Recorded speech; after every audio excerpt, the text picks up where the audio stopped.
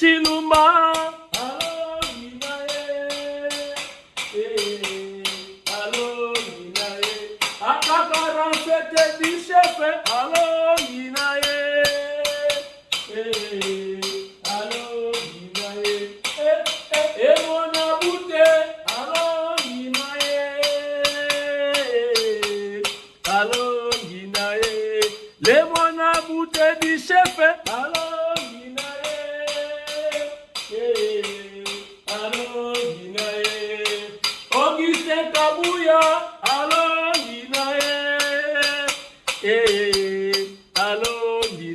émission Ebandi, Boya Malamu, chers internautes, bienvenue, Caribou, bienvenue, Boya Malamu, émission Ebandi, Fachi Beton, Mukonzamboka, toujours dans loi là-bas, na Kolwezi, Masolo Kitoko, ouverture, il y a 12e session, conférence, il y a ba gouverneur, Nyonso, il y a la République démocratique du Congo, il y a la ville Nyonso, Bazana loi là-bas, na chef de l'État, Masolo Zali Belé, Boya Malamu, Tobandi Masolo. Chers internautes, la banira Masolo ya CG Augustin Kabuya, Bande Konanga, Samba Olonga, Soki Bafundio, Topé, dossier na yon na tribunal, famille, Bami, Batonyo Somazelaka, ba résultat mi balé. Soit, Ozonginda kudong ba kite yo, soit ba condamné yo.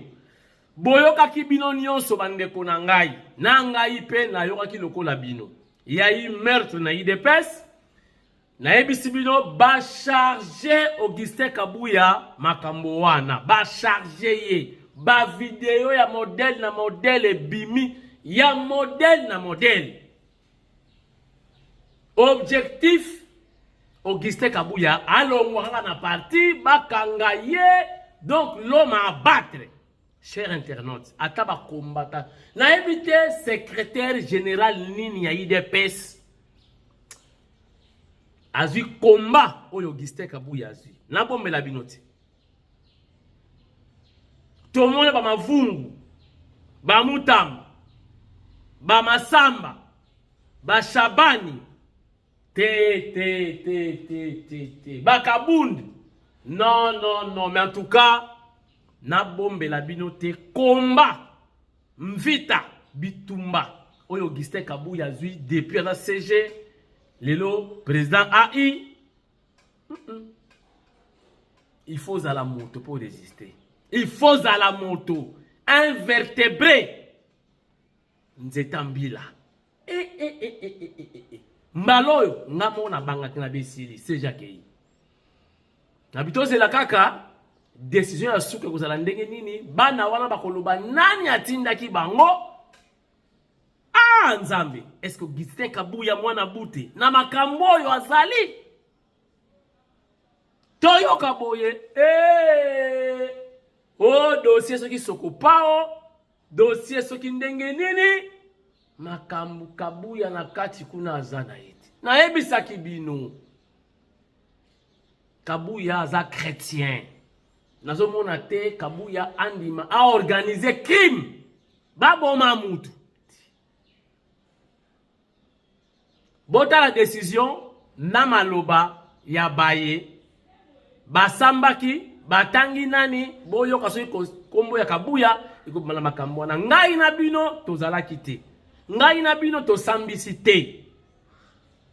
Kabuya pe asambisi mutu te. Botale dalaki audience foraine. Donc na miso abatu boyoka ndenge bapanzanaki. Bande ko mususu ba condamné bango. Donc 9 condamnés à mort.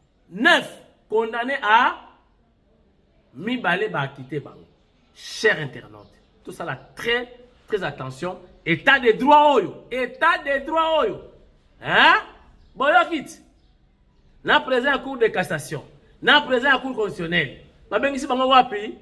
Ping pong. Bino babengisi babengisi. Bino babengisi babengisi. Ping pong ya kosakana te. Deux fois te.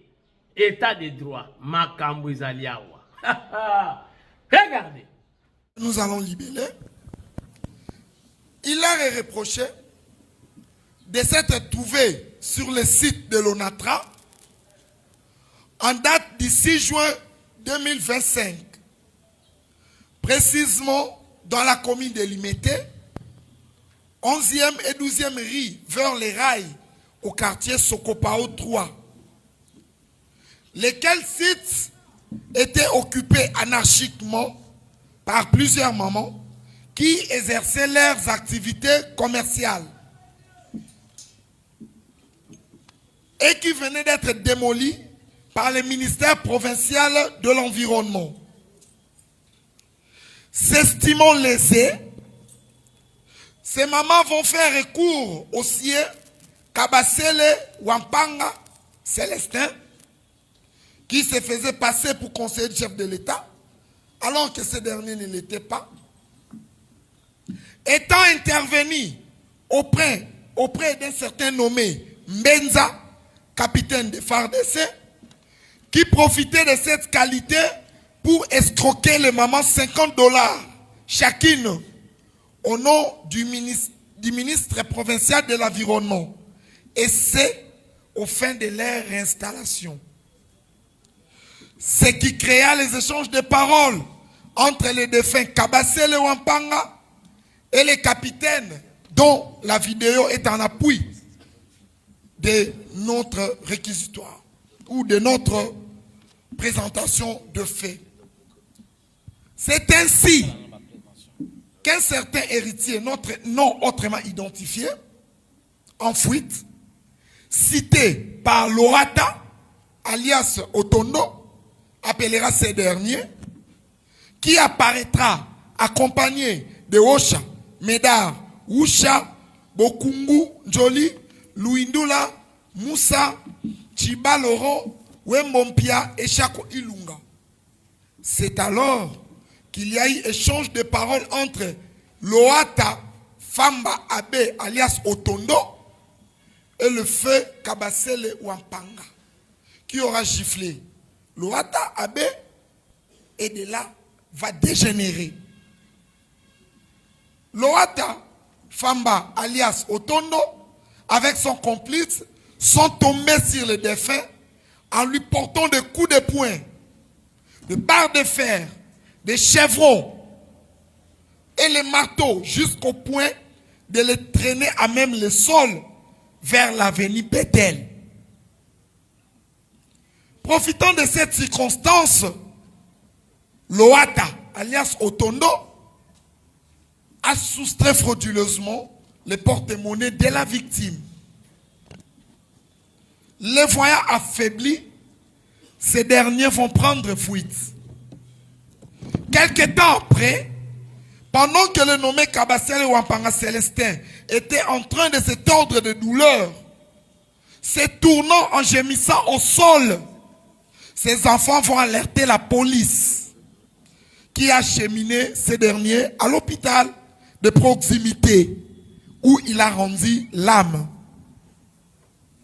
Monsieur le Président, chers membres de la composition, le fait tel que présenté sont constitutifs en droit des infractions d'homicide prétère intentionnel commis en corréité et de vol à l'aide de violence tels que prévus et réprimés par les articles 21 et 23 du Code pénal livre 1, 43, 48, 79 et 80 du Code pénal livre 2.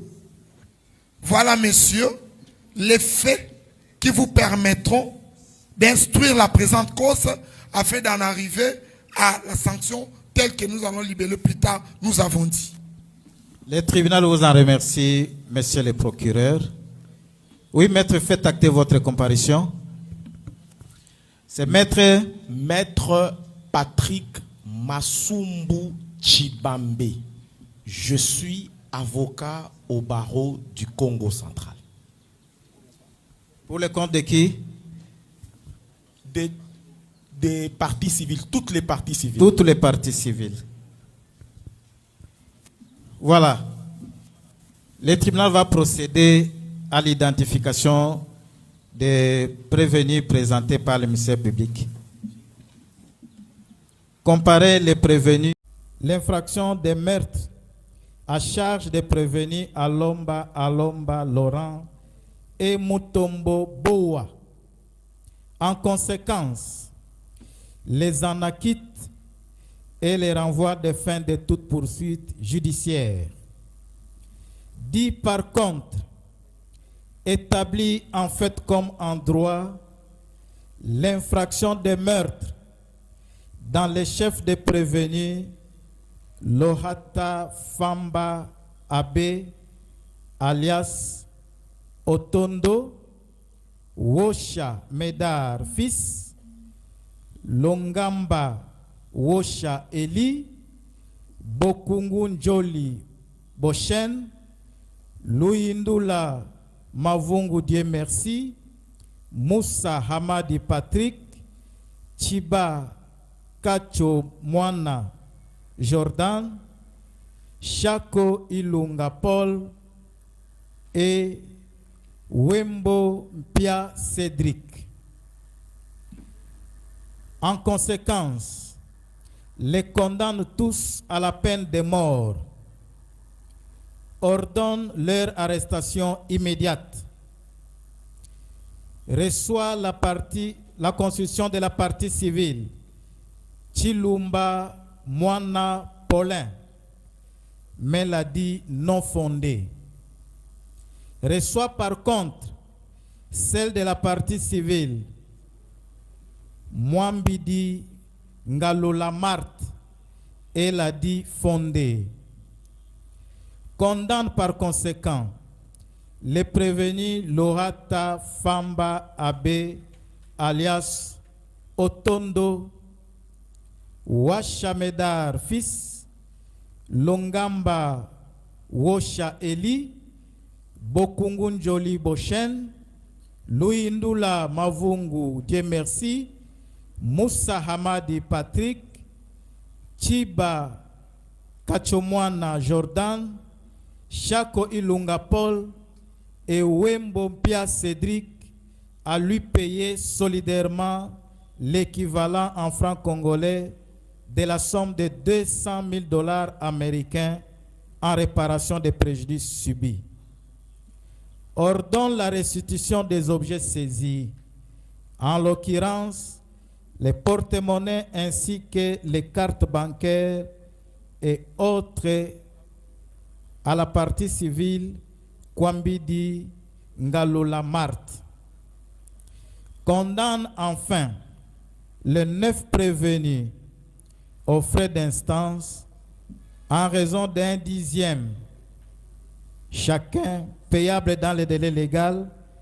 À défaut, ils subiront 15 jours de contraintes par corps.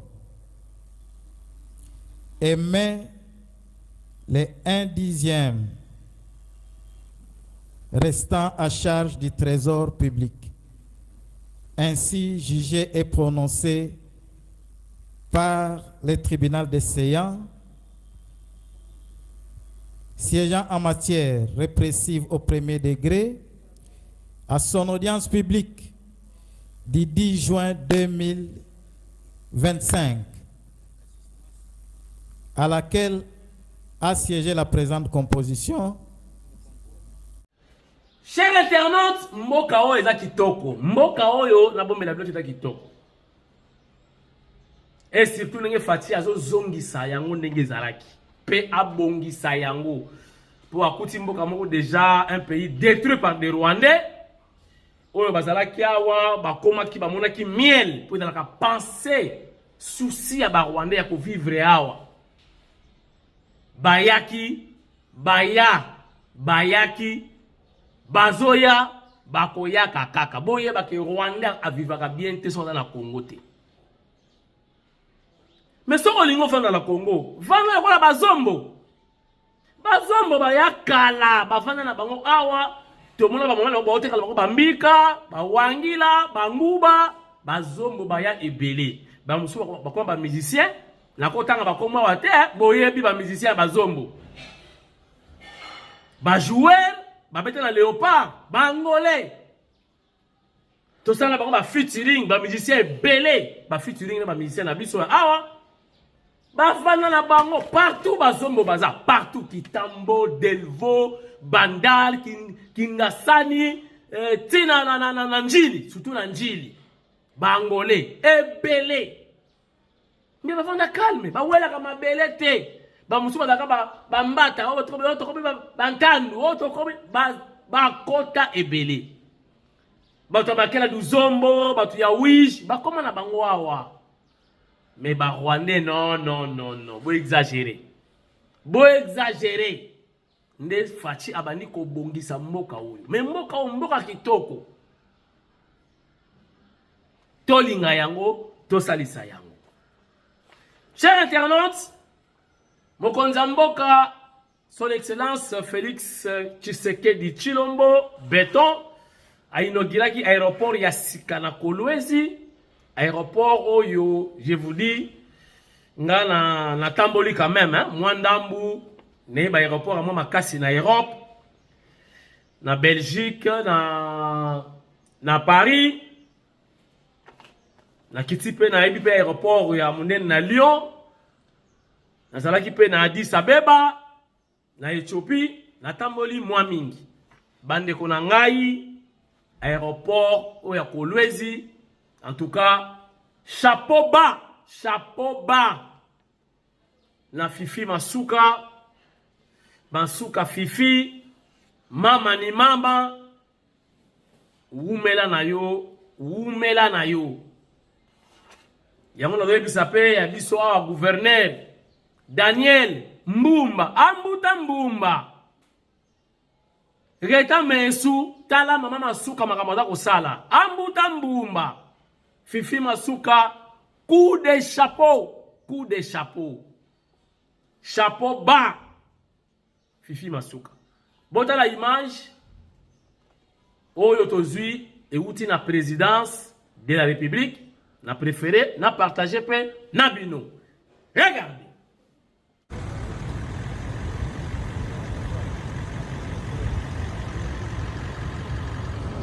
Qui a fait tout un système informatique. Ah, ok. Voilà un système informatique. L'équipe, ça va. On a l'autre, mon chef tout fonctionne déjà. Voilà. Ah oui, je vais monter là. Je ne pense pas. Non.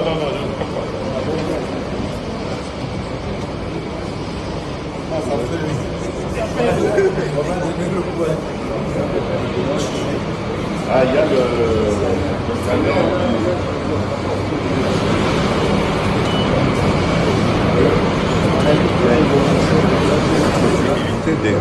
d'expansion de cet aéroport. Et je suis sûr que ça va aller très vite. Parce que dès qu'on aura déjà cet aéroport ici, les gros avions vont commencer à atterrir directement. Ça viendra d'Australie, ici.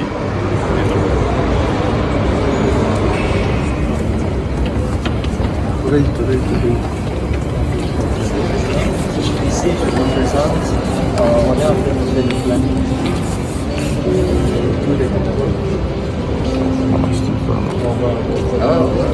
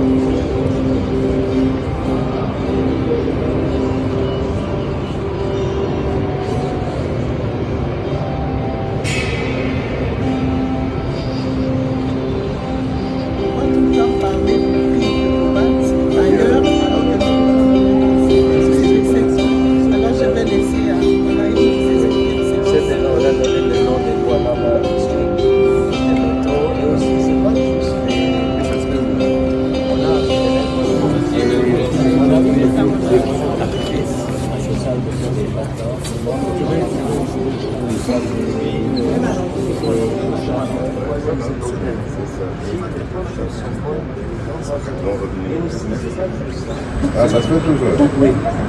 Ah oui. En couleur en plus. avec les Madame Barbier, de l'État qu'on impose ici.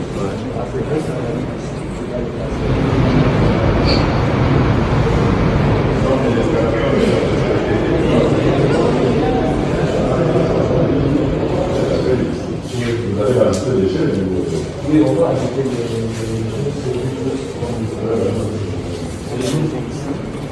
Ah, ok. Comment on appelle ça? Duty free. Maintenant, il aura certaines retenues, certaines magasins, advertising, des guichets pour les gens qui vont Ouais, ça c'est des renteurs. Il y a un bureau d'échange aussi.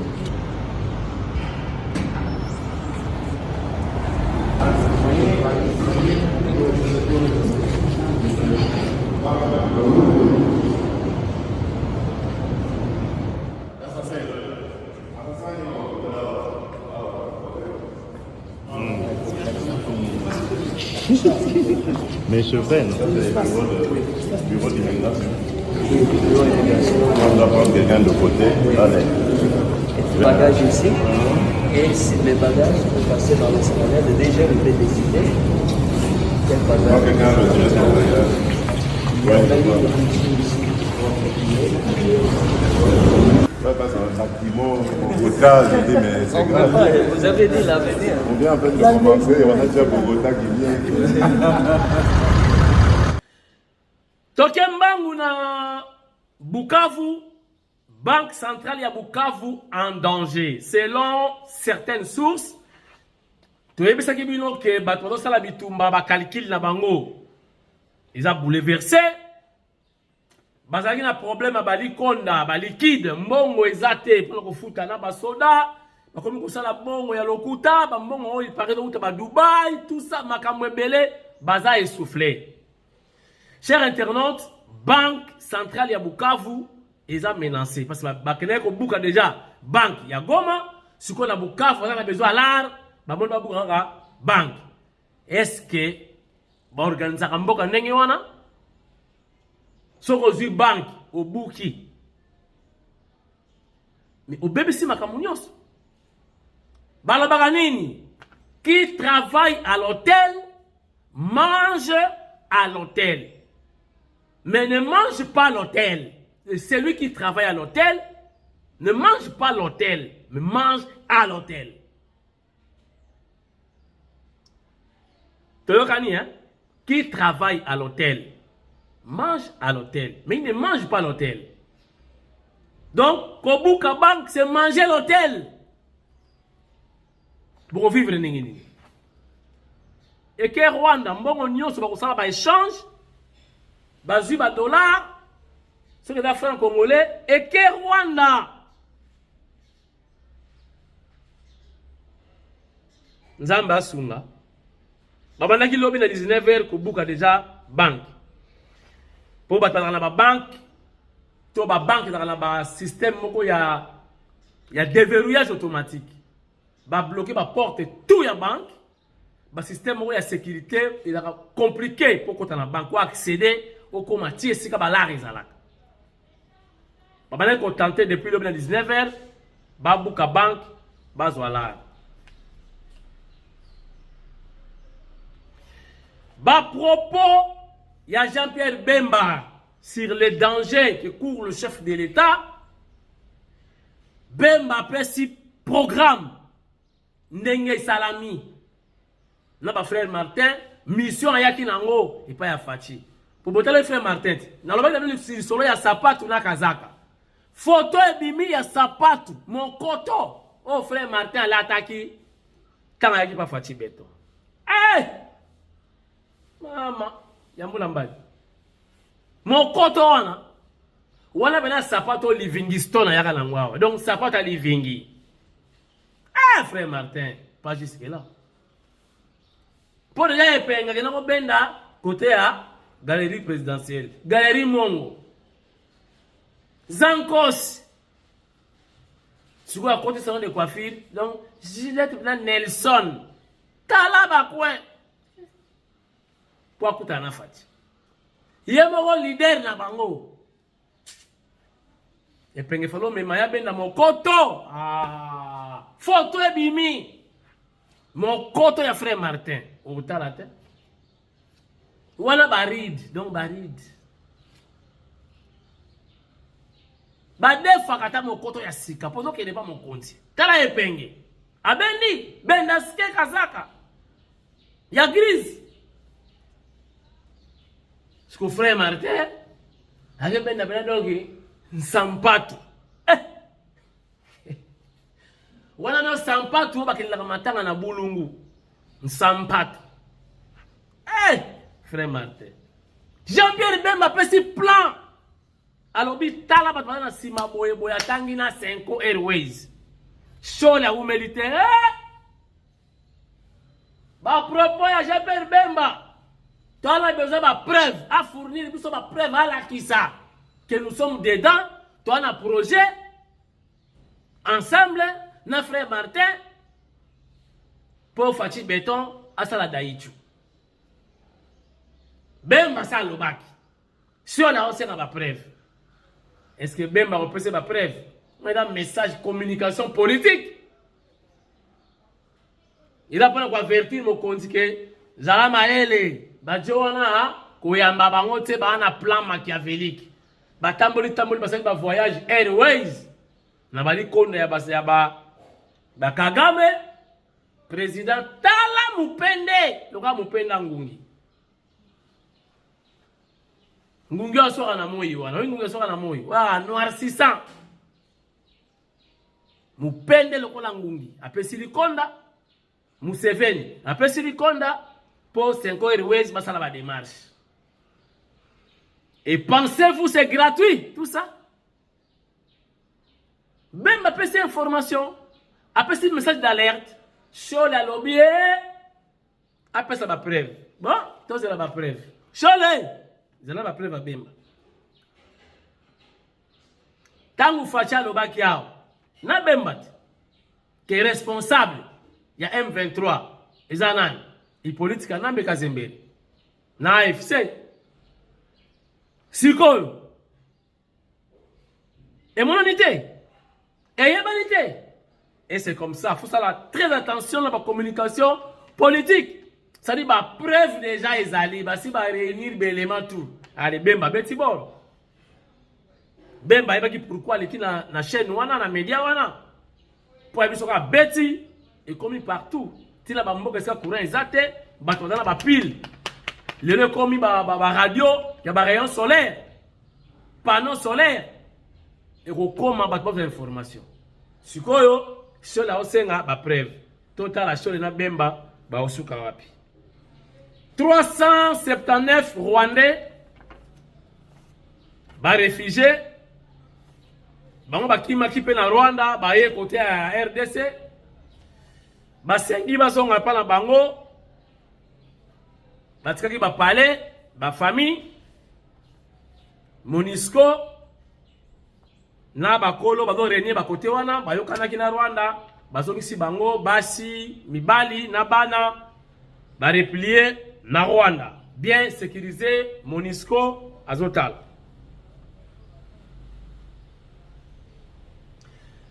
Chers internautes, elengi état de droit yangoyo je crois bozomona ndenge président ya cour de cassation vous avez une invitation, Moutamba, Azola Lati, Asali la crise, audition, tout le monde y a Willy Mouché, ni peut bimiawa. Hey! Oh, y a Willy Mouché, il y a cop, il y a construction, il y a prison, il y a Kisangan, comme il y a Willy Mouché, ni bimi. Nani, ce qui vice-président est. Ceux qui trésorier, ceux qui secrétaire, il y a entreprise, il y a construction, oh, il fallait être en prison. Oh, il y a Willy Moucheni, wanted. Il y a Willy. Qui m'a diaka? Kuna ndengenini. Na luki, na moni mukanda lobi etamboli, il y a Willy Moucheni, baso luki saye, vient à biso code mondial, nabi non? Natala nanu na WhatsApp ya Willy Sokala na kin, toi na kin te. A kota ki na WhatsApp na ye, nini, na tala boy, aucune information. Maman, y a code. Il y a code. Qu'est-ce qui ne va pas? Viens en Ngaï. Il y a Willy Moucheni. Code mondial. Nini ni susukuna. Tu es bio zali businessman. Oza mécène. Qu'est-ce qui se passe dans ma solo wana ya construction ya prison? Il y a Willy. Namoni ya Willy aucune information. Est-ce qu'il y a Willy tout la mousse qui zaka ton nengeni? Total la kaka. Pas trop de commentaires. Et ça la information na PC qu'il y a Willy. Même mes enfants, parce que ça n'a pas na tout bana ma chombo. Que papa, oh avis de recherche, viennent à yo, il y a Willy Moucheni ngabi. Ah, ngai pe na juka information na mena yebite, qu'est-ce qui se passe? Au juste il y a quoi? Boti ki langa temps, na sala ba recherche, na yeba ya Willy est impliqué dans makambo wana ndenge nini. Voilà, chers internautes, merci. Je crois aussi l'information en notre possession. Ceux qui nous soyez tout sali. Ceux qui étaient lobby, beaucoup d'informations moussous. Bozala malamu, merci. Na mabota na bino nyonso. Mais boyoki non. Na président à cour de cassation, na président à cour constitutionnelle, baya na parlement. Bayoka ba. Oh 25 millions moko bibaka pour na ba nouveau magistrat. Pour la prise en charge, oui, pour la prise en charge, il y a ba nouveau magistrat. Oyo mokonza mboka a nommé. Ba magistrat ya sika, ba nouveau magistrat. Prise en charge na bango 25 millions. Il paraîtrait Molili. Molili. Molili. Bango balako bengi sabatu. Matata poni na cour constitutionnelle. Mineta Mutamba na cour de cassation. Ya Willy Moucheni pe na cour de cassation. Sikoyo parlement pe lobi na kamule. Na vient na biso filmer mvonde. Allez na parlement boya kopé sa biso explication ba député ba ko poser bino pe ba question tour na bino. 25 millions et que what pour la prise en charge, il y a un nouveau magistrat nommé par le chef de l'État, le commandant suprême, le magistrat suprême, son excellence, Félix Antoine Tshisekedi Chilom 25 millions et Kewapi. État de droit. Congo est comme Elengi. Nul n'est au-dessus de la loi. La loi est dure, mais c'est la loi. Donc, contre muntu kakinwanina, contre muntu kakikengila, garde bande na yo, yeba makamuza kosala. État de droit yango. Eya kate eye. Motolikolo mibeko aite. Émission Ambo Shilache. Wana na kepa ba tetela. Na kepa ba mende o malanga. Émission Ambo Shila. Che. Émission Esili. Mpinda Christine. Zala malamu. Nani lisusu. Eratakate. Kapinga wetu. Mwana ya Kananga. Mama ya Villevorde. Eratakate. Mama ya Fondation Régine Kapinga Forecap en sigle. Bino Sobotikali. Bozo moto en cascade. En désordre. nalela bino ya trop tamu juntus. Marie-Paul na Belgique, Zoro Mabiala na Switzerland, bozala malamu. Baeba kanisaki Kabuya Augustin akokweya akolongwa akosamba na yebi sakibino na yebi Augustin Kabuya mwandambu.